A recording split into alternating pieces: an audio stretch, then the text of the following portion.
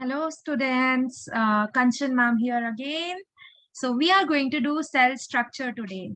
Cell जो है वो आपको क्लास 6-7 से कहीं ना कहीं सुनने में आ जाता है, राइट? कि plant cell, animal cell, but थोड़ा सा स्ट्रक्चर जो है इसका क्लास 8th में आता है first time, and in later classes आपको ये और डिटेल्स में आने लगता है. So इसके अंदर के जो ऑर्गेनेल्स है वो और डिटेल्स में आने लगते हैं.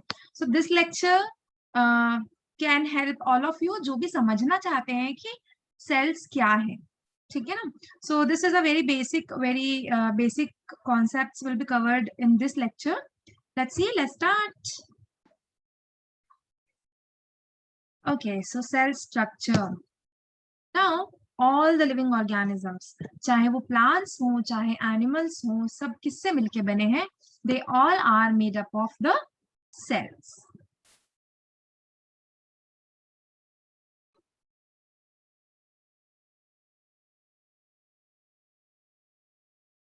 Okay, so let's talk about the discovery. ठीक है. All the plants and animals, जितने भी दुनिया में plants और animals हैं या फिर living organisms हैं, सभी मिलके बने हैं cells से. Okay, so cells के बिना कुछ भी नहीं बन सकता है. Now, who was the person who discovered it? So there was a person, Robert Hooke. Robert Hooke ने 1665 में, ठीक है, 1665 में उन्होंने पेड़ के जो बार्क है, जो कॉर्क होता है, उसका एक थिन स्लाइस किया. उस टाइम पे जो भी माइक्रोस्कोप्स अवेलेबल होते थे, आप देख सकते हैं यहाँ पे कैसा माइक्रोस्कोप दिख रहा है, बहुत ही प्रिमिटिव बेसिक है ना. तो उसमें उन्होंने उसको देखा. जब उन्होंने देखा तो उनको इस तरीके से स्ट्रक्चर्स दिखे, ठीक है. अब इसके अलावा कुछ भी नहीं दिखा. You can C in the right bottom, है ना. सो ये जो है जेल में जो सेल्स होते हैं या मॉनेस्ट्री में जो कमरे होते हैं एकदम बराबर बराबर है ना, बने हुए होते हैं, उन सेल्स की तरह दिखते थे.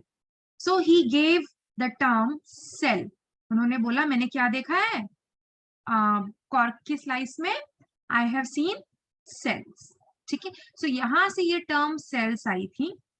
धीरे धीरे they were more advances, there were more scientists who worked on it, and Schleiden came and then he worked on plant cells. और एक और साइंटिस्ट थे श्वान नाम के, उन्होंने बताया कि एनिमल्स भी सेल्स से ही बने, ऐसे प्लांट्स नहीं. तो ऐसा करके धीरे धीरे प्रोग्रेशन हुआ.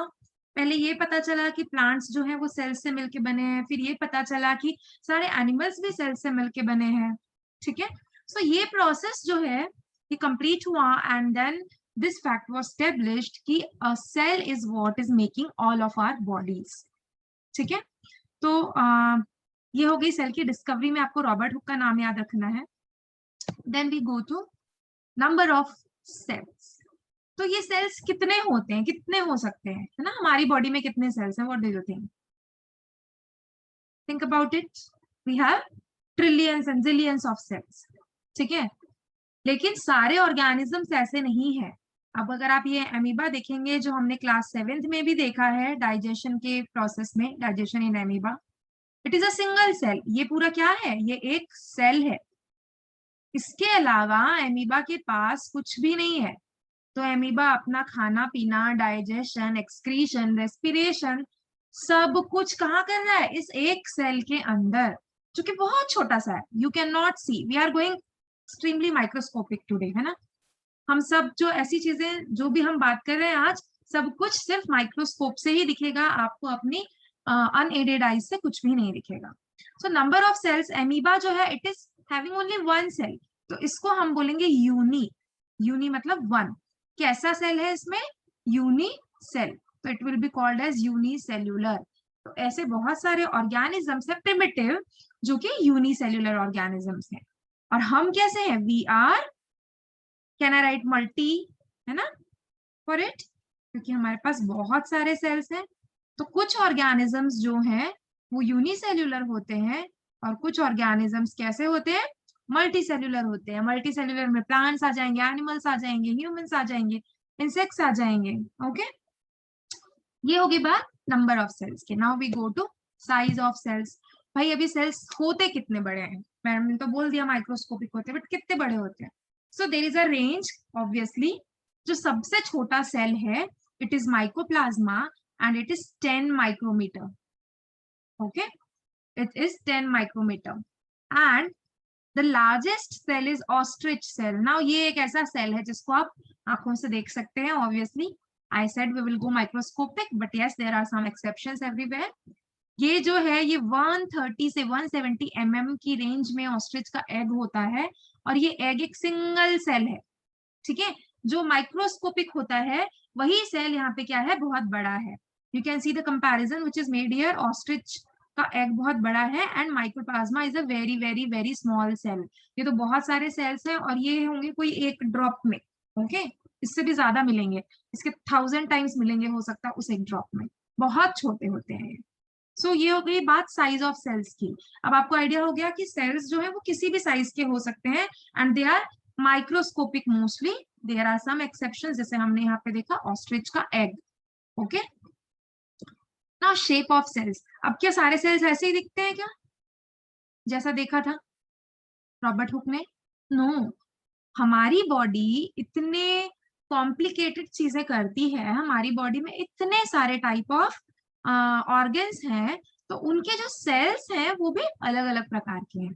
जैसे हम यहाँ पे देखेंगे, ये जो है ये है आरबीसी, ठीक है, ब्लड सेल्स। सो इसमें आरबीसी है, डब्ल्यूबीसी है।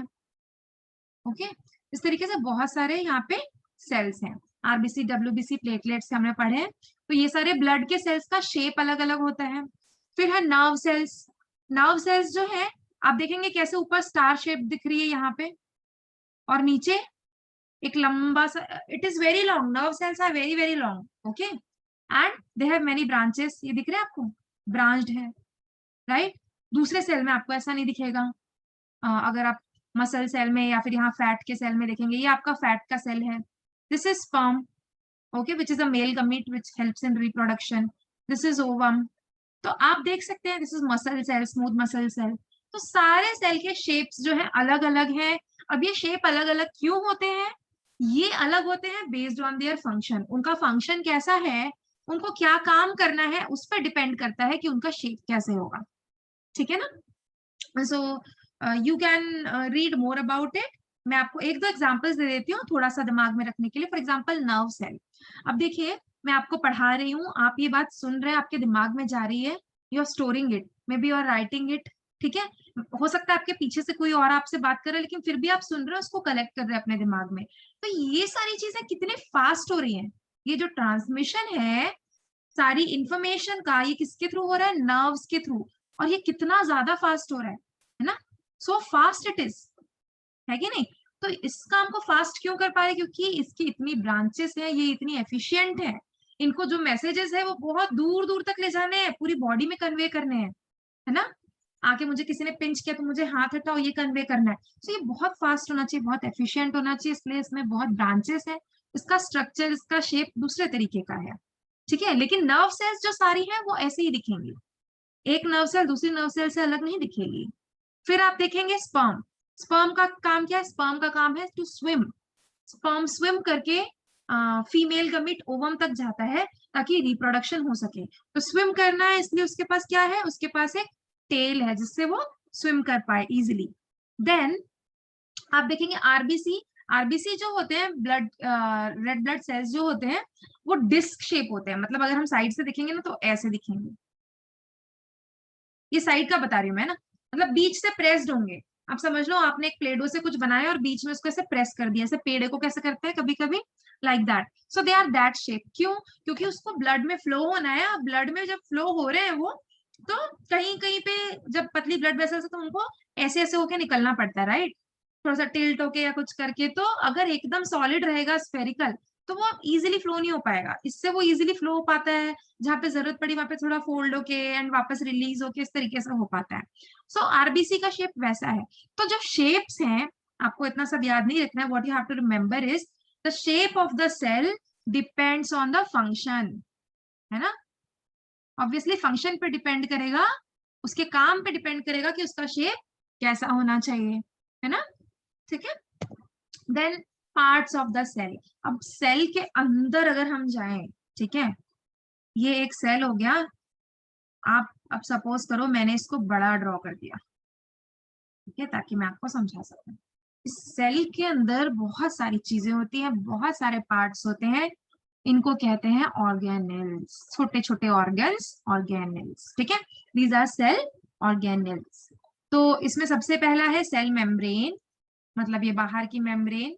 फिर प्लांट्स में एक एक्स्ट्रा लेयर आ जाती है इसके बाहर, जिसको बोलते हैं सेल वॉल, जो सिर्फ प्लांट में होती है और किसी में नहीं होती, ठीक है, सेल वॉल। हम देखेंगे आगे थोड़ा सा इससे ज्यादा, not in very much detail, in one lecture it can't be covered, ठीक है। तो ये हो गई आपकी, ये जो बाहर की ये जो एरिया हो गया, दिस इज सेल वॉल। और सेल वॉल अगर मैंने बना दिया तो आप समझ जाइए कि I am making a plant cell. Animal cell में कभी भी सेल वॉल नहीं होती, ठीक है, प्लांट सेल में सेल वॉल होती है। सो सेल मेम्ब्रेन, फिर सेल वॉल, फिर है साइटोप्लाज्म। साइटोप्लाज्म क्या है? सेल के अंदर एक जेली भरी हुई है। now इस सेल के अंदर में जो सामान भरा है, छोटा छोटा jelly, what I am making now, okay, this jelly like substance is the cytoplasm, ठीक है ना। तो मैंने बना दिया सेल वॉल, फिर उसके अंदर की ये जो लेयर है ये हो गई सेल मेम्ब्रेन, और उसके अंदर ये क्या हो गया, साइटोप्लाज्म। अब मैंने बहुत इंपॉर्टेंट बात एक बोली आपको अभी, मैंने सेल वॉल बनाया है, मतलब ये प्लांट सेल है। अगर ये एनिमल सेल होता तो सिर्फ एक सेल मेम्ब्रेन और उसके अंदर साइटोप्लाज्म। सबसे पहले तो आप ये आइडेंटिफिकेशन समझ जाइए, ठीक है, कोई सेल वॉल नहीं। उसके बाद आएगा न्यूक्लियस। हर सेल में क्या होता है, एक न्यूक्लियस होता है। न्यूक्लियस जो है उस सेल का क्या होता है, कमांड सेंटर। क्या होता है, कमांड सेंटर, मतलब समझ लो ये इनका मेन ऑफिस है, यहीं से सब कुछ सेल का कंट्रोल होता है। बिना न्यूक्लियस के कुछ भी सेल में नहीं हो सकता। न्यूक्लियस हर चीज की परमिशन देता है, हर चीज का इंस्ट्रक्शन देता है, सब कुछ कंट्रोल करता है, बॉस है ये सेल का, ठीक है ना। इसके आगे ओके स्पेलिंग रॉन्ग है माइटोकॉन्ड्रिया की, इसके आगे और भी ऑर्गेनेल्स है, mitochondria, ribosomes, vacuoles, endoplasmic reticulum, Golgi body and lysosomes, जो हम एक एक करके आगे देखते हैं, सब कुछ यहाँ पे ड्रॉ नहीं हो सकता है। ओके, सो या this is what I explained in the previous one, cell membrane, और सेल के उसके बाद जो अंदर सब कुछ भरा हुआ है it is called cytoplasm. Cytoplasm is a jelly like substance, क्योंकि इसमें इतने सारे ऑर्गेनेल्स को डालना है ना, तो उनको लुब्रिकेशन चाहिए, उनको फ्लोट होने के लिए जगह चाहिए, वो देता है साइटोप्लाज्म, वो बेस प्रोवाइड करता है। और उसके बाद होता है एक न्यूक्लियस। अब आप लोग सोचिए और बताइए कि ये प्लांट सेल बना है या एनिमल सेल बना है? What do you think? This is an animal cell. नहीं लिखा है, नहीं बताया है, फिर भी आपको समझ में आना चाहिए ये एनिमल सेल है, इसमें कोई सेल वॉल नहीं बनी है, ठीक है। तो सबको सेल मेम्ब्रेन लोकेट करना, कोई भी पिक्चर में सेल वॉल लोकेट करना, साइटोप्लाज्म लोकेट करना आ जाना चाहिए अभी इसके बाद में, ठीक है। The main M of this lecture is you identify कि कौन सी चीज क्या कर रही है, बस उनका फंक्शन समझिए, उनकी लोकेशन समझिए, है ना। बाकी जो सेल ऑर्गेनिल्स है एक एक करके हम डिटेल्स में ले सकते हैं बाद के लेक्चर्स में। देन आ गया बॉस, सबसे पहले बॉस के बारे में पढ़ लें, न्यूक्लियस। अब जब भी कोई ऑर्गेनिल पढ़ेंगे दो चीजें हैं, क्या, एक तो वो ऑर्गेनिल कैसा दिखता है ना, वो खुद में कैसा दिखता है, और दूसरा सेल के अंदर में कैसे रहेगा, वो कहाँ पे मिलेगा मुझे। वो अगर ये मेरा सेल है तो मुझे उसमें क्या मिलेगा, न्यूक्लियस, ठीक है ना। अब ये न्यूक्लियस को अगर आप जूम करोगे तो वो कैसा दिखेगा, ऐसा आप देख सकते हो।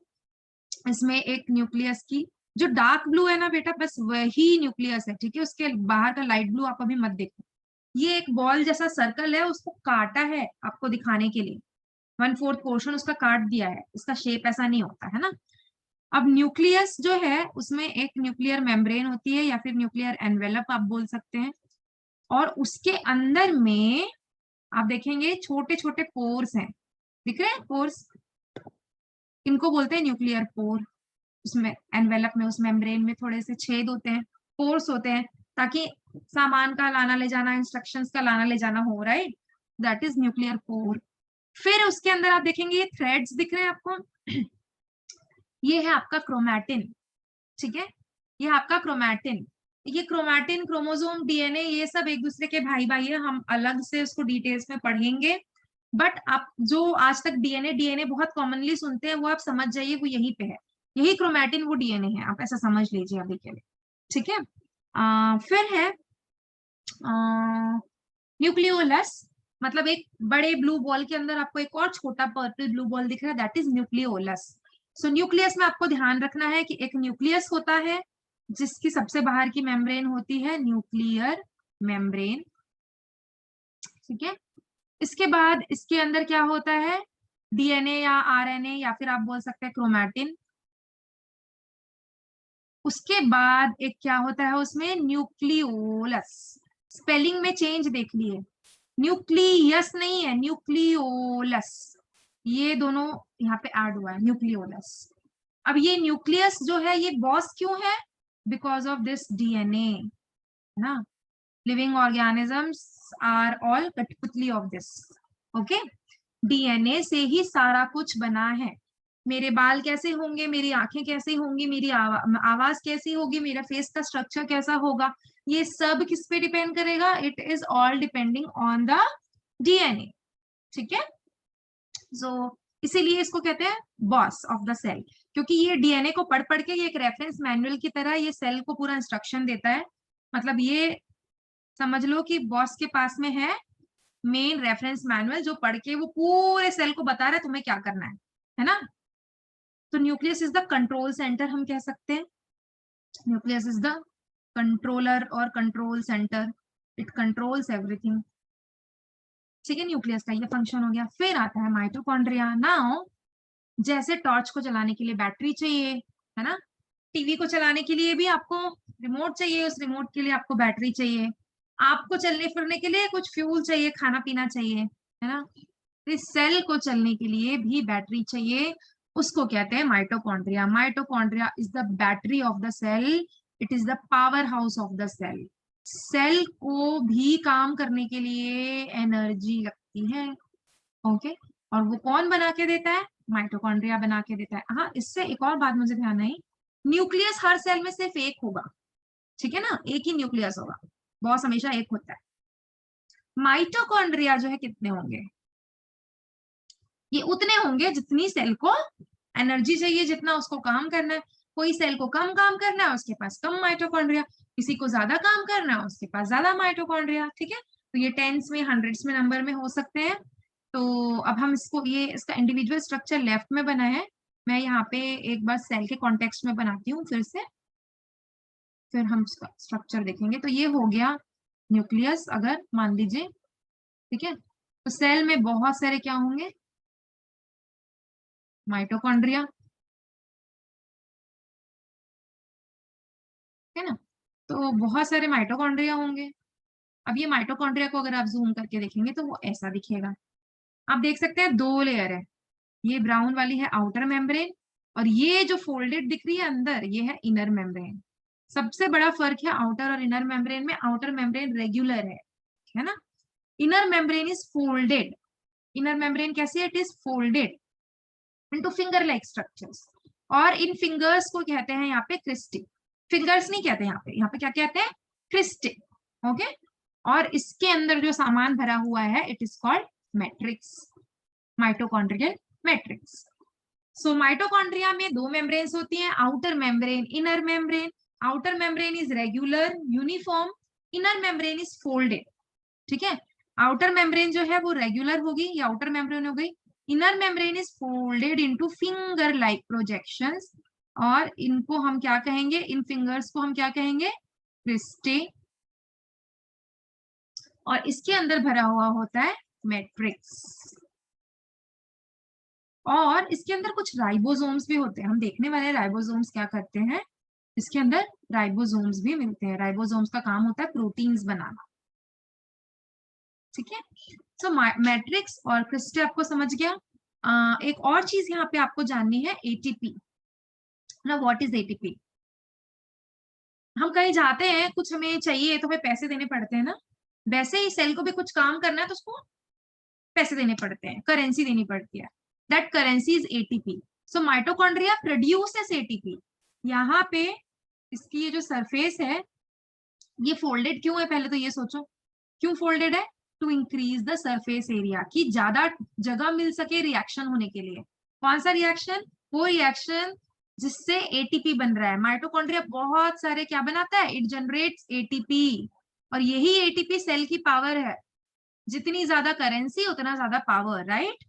तो ये एटीपी जो है सेल की क्या है? पावर है, और यही एटीपी जनरेट ये माइटोकॉन्ड्रिया करता है, इसीलिए माइटोकॉन्ड्रिया को सेल का पावर हाउस कहते हैं। फिर आते हैं राइबोसोम्स में। राइबोसोम्स जो है they are protein factories of the cell. पीछे जाएंगे वापस। Nucleus is the control centre, mitochondria is the power house, and ribosomes are the protein factories. इसका मतलब यहाँ पे क्या प्रोड्यूस होगा? यहाँ पे होगा प्रोटीन का फॉर्मेशन। अब ये राइबोसोम्स जो है ना, प्रोकैरियोट्स में, यूकैरियोट्स में अलग अलग तरीके के होते हैं। ये राइबो, जैसे हम लेंथ को मीटर सेंटीमीटर में नापते हैं, हाइट को अपनी इंचेस में, फीट में नापते हैं, वेट को केजीज में नापते हैं, आप ऐसे समझो अभी के लिए राइबोसोम को एस में नापते हैं, एस।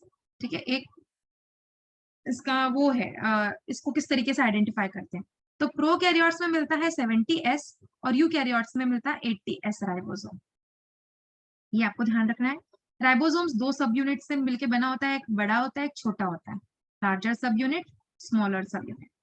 ओके, एंड राइबोसोम्स जो है दे help in the formation of proteins. अब सेल के कॉन्टेक्स्ट में इसको समझे तो अगर ये एक सेल है, ये हो गया हमारा न्यूक्लियस, हमने बना लिए थे बहुत सारे माइटोकॉन्ड्रिया, मैं उसके अंदर का स्ट्रक्चर नहीं बना रही हूँ अभी। तो राइबोसोम्स कहाँ मिलेगा? राइबोसोम्स यहाँ मिलेगा, राइबोसोम्स इधर मिलेगा, इसके अंदर भी मिल जाएगा माइटोकॉन्ड्रिया के, फ्रीली फ्लोटिंग यहाँ पे मिल जाएगा। प्लस राइबोसोम यहाँ पे एंडोप्लाज्मिक रेटिकुलम, अभी हम आगे देखेंगे, ठीक है, उसके ऊपर में भी अटैच होके मिलता है। तो ribosomes are found in the matrix in the cytoplasm and they are also found on the surface of the endoplasmic reticulum. Let's see next. endoplasmic reticulum ही आ गया, तो आप यहाँ पे देख सकते हैं एंडोप्लाज्मिक रेटिकुलम की सरफेस पे दिख रहे छोटे छोटे dots dots, they are ribosomes. तो अब एंडोप्लाज्मिक रेटिकुलम क्या है? If you go back to the previous one, जहाँ पे हमने न्यूक्लियस देखा था वहां ब्लू कलर का था, यहाँ पे ये ऐसा थोड़ा क्रीम से कलर का बना है। तो ये जो है वहां पे अलग तरीके से काट दिया था एक बॉल को, न्यूक्लियस जो बॉल शेप्ड है, जो स्फीयर शेप्ड है, यहाँ पे हाफ काट के आपको दिखा रहा है। आप देखेंगे ये न्यूक्लियस जो है कंटिन्यूड है बाहर एक चैनल में, है ना, और एक नेटवर्क बन गया है मुड़ मुड़ के फोल्ड होके, एक जाल बन गया है। जाल is called reticulum in English, तो इसीलिए इसको बोलते हैं एंडोप्लाज्मिक रेटिकुलम। सेल के अंदर प्लाज्मा में मिलने वाला एक रेटिकुलम है ये, ठीक है, which is called endoplasmic reticulum. अब इसमें दो टाइप की चीजें आपको दिख रही होंगी, कुछ तो जिनके ऊपर ये राइबोसोम्स बने हुए हैं, ठीक है, यहाँ पे कुछ है ट्यूब्स जैसे स्ट्रेट जिनमें राइबोसोम्स नहीं है ना। दोनों ही एंडोप्लाज्मिक रेटिकुलम में, बट दोनों का स्ट्रक्चर अलग है। एक जो है वो रफ दिख रहे हैं क्योंकि उनमें राइबोसोम्स है, एक जो है वो स्मूथ है क्योंकि उनमें राइबोसोम्स नहीं है। इसीलिए एंडोप्लाज्मिक रेटिकुलम दो टाइप्स के होते हैं, रफ जिनको बोलते हैं रफ एंडोप्लाज्मिक रेटिकुलम, ठीक है, RER, और होते हैं स्मूथ एंडोप्लाज्मिक रेटिकुलम जिसको बोलते हैं SER। अब रफ एंडोप्लाज्मिक रफ क्यों है? क्योंकि उनमें राइबोसोम्स है। हमने पिछली स्लाइड में पढ़ा कि राइबोसोम्स क्या करते हैं, they help in making of proteins. So इसीलिए रफ एंडोप्लाज्मिक रेटिकुलम का काम हो गया formation of proteins, production of proteins. अब स्मूथ एंडोप्लाज्मिक रेटिकुलम का काम होता है, इनका फंक्शन होता है मेकिंग ऑफ लिपिड्स। ओके, ये लिपिड्स बनाते हैं। ये हो गया एंडोप्लाज्मिक रेटिकुलम। सो सेल ने सेल का जो बॉस है न्यूक्लियस, उसने डीएनए में पढ़ के कुछ इंफॉर्मेशन दी कि ये प्रोटीन्स बनाने हैं, ठीक है, वो इन्फॉर्मेशन एंडोप्लाज्मिक रेटिकुलम के पास आएगी, वहां पे प्रोटीन्स का फॉर्मेशन होगा। आगे क्या होगा देखते हैं, अब ये प्रोटीन्स बन गए तो ये प्रोटीन्स जाएंगे एंडोप्लाज्मिक रेटिकुलम से बन के यहाँ पे। ओके, सेल के कॉन्टेक्स्ट में इसकी लोकेशन देख लेते हैं एक बार, हम कहाँ से कहाँ आ रहे हैं।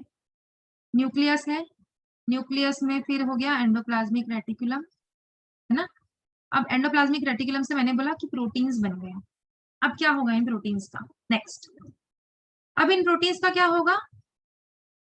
ये जा रहे हैं कहाँ पे? वहां से आ रहे हैं गोल्जी बॉडी में, गोल्जी बॉडी में कुछ प्रोटीन्स जो है स्टोर होते हैं, कुछ मॉडिफाई होते हैं। ये पोस्ट ऑफिस है समझ लीजिए सेल का। यहाँ पे स्टोरेज, मॉडिफिकेशन, पैकेजिंग ऐसी चीजें होती है प्रोटीन्स की। ठीक है, तो Golgi body is the post office. आप अपने दिमाग में याद रखिए, आपका सामान जाता है, आपने कुछ गलत एड्रेस लिखा है तो उसको मॉडिफाई किया जाएगा, पैकिंग ढंग से नहीं हुई तो थोड़ा सेलोटेप वेलोटेप लगाया जाएगा, है ना। तो फिर उसको सही एड्रेस पे पहुंचाया जाएगा। तो प्रोटीन्स जो है एंडोप्लाज्मिक रेटिकुलम से एक बार बन गए, ठीक है ना, उसके बाद वो कहाँ पे आ जाते हैं, उसके बाद वो आ जाते हैं गोल्जी बॉडी में। और ये गोल्जी बॉडी जो है इस प्रोटीन को लेती है अंदर, उसका मॉडिफिकेशन, स्टोरेज, ये सब करती है, सही एड्रेस उसमें चिपकाती है कि अब तुमको कहाँ जाना है। प्रोटीन तुम्हारा काम क्या है, तुम्हारा काम इस सेल के अंदर में ही है, तुमको सेल के लिए कुछ करना है, या तुमको सेल से बाहर जाना है, सेल मेम्ब्रेन को क्रॉस करके किसी और सेल के पास जाना है कुछ काम करने, ये इसको कौन बताएगा, गोल्जी बॉडी, और उसको सही जगह भेजेगी। तो आप ये देख सकते हैं यहाँ से सिस फेस जो है वो, दो फेस होते हैं इसके, सिस जहाँ से रिसीव होते हैं, ट्रांस जहां से ये प्रोटीन्स जो है सही एड्रेस पे जाने के लिए निकलते हैं। तो यहाँ पे आपको दिख रहा होगा सिक्रीटरी वेसिकल, तो प्रोटीन्स यहाँ से पिंच आउट होते हैं एक वेसिकल के अंदर, एक लिफाफे के अंदर, और ये सही एड्रेस पे जाते हैं। गोल्जी बॉडी जो है स्टैक्स ऑफ पैनकेक्स की तरह दिखती है ना, ऐसा लग रहा है ना कि एक के ऊपर एक स्टैक बना दिया, पाइल कर दिया, राइट।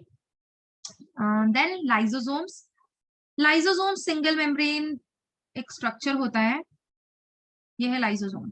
इसके अंदर भरे हुए हैं दुनिया भर के एंजाइम्स, बहुत सारे एंजाइम्स, डाइजेस्टिव एंजाइम्स, जो कार्बोहाइड्रेट्स को, प्रोटीन्स को, लिपिड्स को, सब को डाइजेस्ट कर सकते हैं, सब को तोड़ सकते हैं टू सिंपलर फॉर्म्स। ठीक है, और ये क्या कर सकते हैं, इनको सुसाइडल बैग बोलते हैं लाइसोसोम्स को। क्यों कहते हैं इनको सुसाइडल बैग, क्योंकि भाई इतने हार्मफुल एंजाइम्स लेके ये बैठे हैं सेल के अंदर। देखिए यहाँ पे ये okay, so one more thing, ये कार्बोहाइड्रेट, प्रोटीन, लिपिड, ये फैट, ये सबको तो डाइजेस्ट करेंगे ही। कोई फॉरेन मटेरियल आया, कोई पैथोजन आया, ठीक है, कोई ऐसी चीज जिसकी सेल को जरूरत नहीं है, उसको भी डाइजेस्ट करना, उसको भी मारना, इसका काम है, लाइसोसोम्स का काम है। तो आप यहाँ पे देखेंगे एक फॉरेन पार्टिकल आ रहा है, ये पूरा सेल बना है, लेफ्ट साइड में एक सेल बना हुआ है, वहां पे एक फॉरेन पार्टिकल आया, उसको सेल ने अंदर लिया पहले तो चुपचाप से अच्छे से, है ना।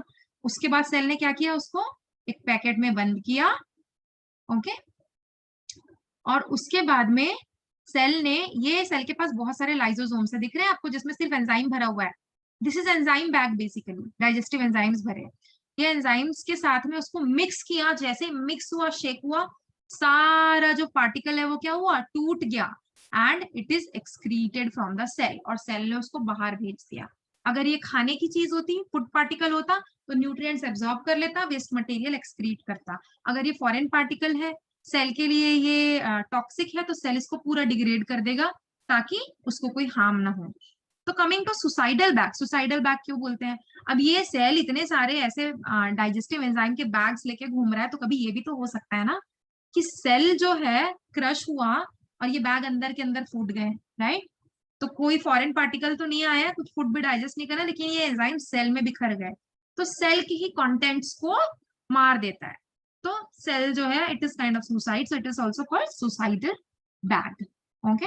सो otherwise lysosomes are helping in digestion, they help in digestion of food and also digestion or breaking down of the toxic particles or the foreign particles. Yeah, so that's it. I hope cell के जो I hope कि cell के जो main functions organelles के हैं वो आपको समझ आ गए होंगे। इसके बाद का हम डिटेल में दूसरे लेक्चर्स में ले सकते हैं, क्योंकि हर एक ऑर्गेनेल को डिटेल में कवर करना एक बार में पॉसिबल नहीं है, बट आई हैव ट्राइड कि आपको वो समझ में आ जाए कि क्या है। So yes guys, meet you in next lecture. Till then, bye, like, comment, give your suggestions, and yeah, keep coming to the channel. Thank you, bye bye.